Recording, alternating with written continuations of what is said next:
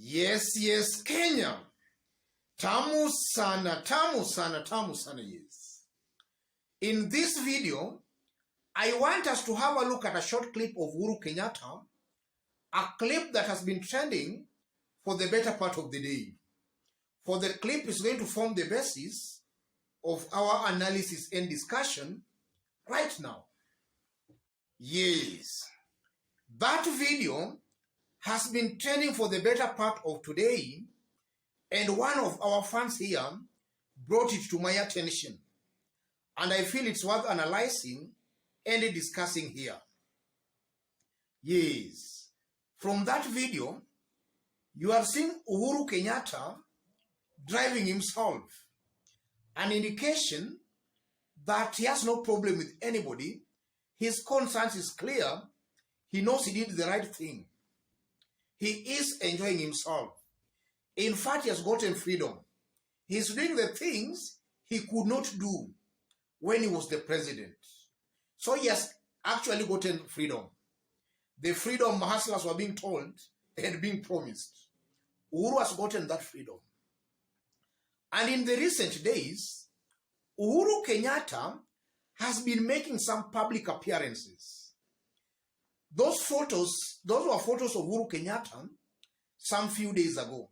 I think it was in Narok, and you are also seeing Uhuru Kenyatta mingling freely with Kenyans. He is enjoying himself. What does that mean politically? Now that some Kenyans voted against Uhuru Kenyatta's candidate to punish Uhuru Kenyatta, to send Uhuru Kenyatta to Ichaweri. That's what I want us to find out in this video. If you are watching us for the very first time, subscribe, give this video a like. Yes.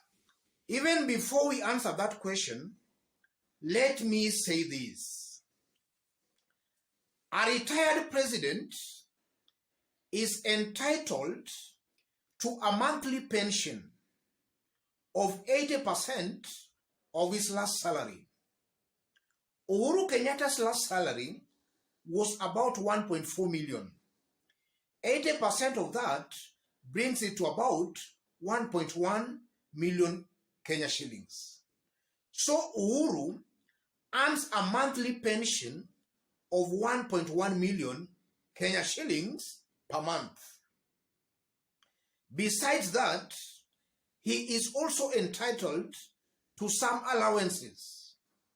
Entertainment allowance of 200,000 Kenya shillings per month. House allowance 300,000 Kenya shillings per month. We have fuel allowance and so many other allowances. So Uhuru Kenyatta is not suffering. He's actually enjoying himself in retirement. And besides all that, as he was retiring, he also walked away with a lump sum amount of about 34.5 million Kenya shillings, being a gratuity of his retirement. So you are just seeing here, Uhuru Kenyatta is not a poor man. He is not suffering. He has no problem with putting food on his table, because some people thought that by rejecting Uhuru Kenyatta's candidate, they were going to make Uhuru Kenyatta fail even to put food on his table.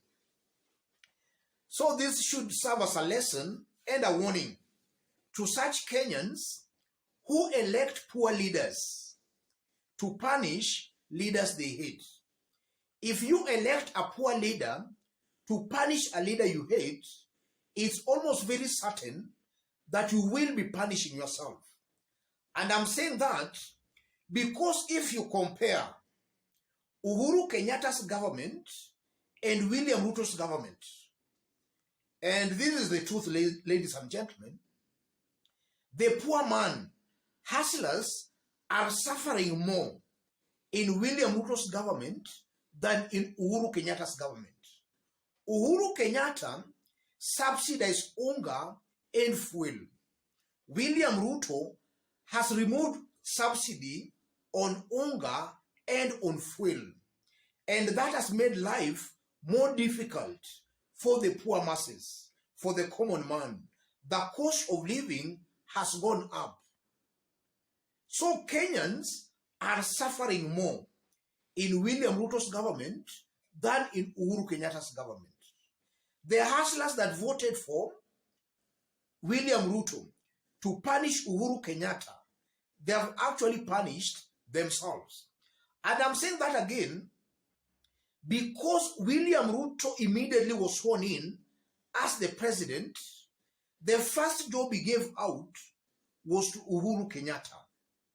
He appointed Uhuru Kenyatta as a peace ambassador, a job Uhuru Kenyatta seems not to be interested in. And you are seeing clearly William Ruto begging Uhuru Kenyatta to accept his job offer. Somebody Kenyans voted against his candidate to punish. So instead of being punished, he is being rewarded. That should be a lesson to Kenyans who vote out of emotions to punish leaders they hate. If you vote in a poor leader to punish another leader, you are punishing yourself. And also from that incident, I'm seeing Uhuru Kenyatta, who is a free man, and his conscience is very clear because he knows he did the right thing. He showed Kenyans the right way. So I'm not seeing any guilt in Uhuru Kenyatta. After all, he knows he did the right thing. And that's why Uhuru Kenyatta has no problem. He is enjoying himself without any worries at all. And those kind of benefits, those are things that are clearly stipulated in the Constitution. Nobody can deny Uhuru Kenyatta those rights, not even the president, unless Parliament, in their 2/3 majority, denies him those rights in Parliament, which is also not possible. Because should Parliament do that, even William Ruto or any other leader in future, he might also face the same fate.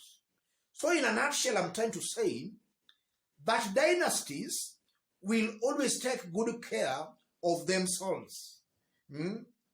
Don't vote in a bad leader to punish another leader. These are all dynasties.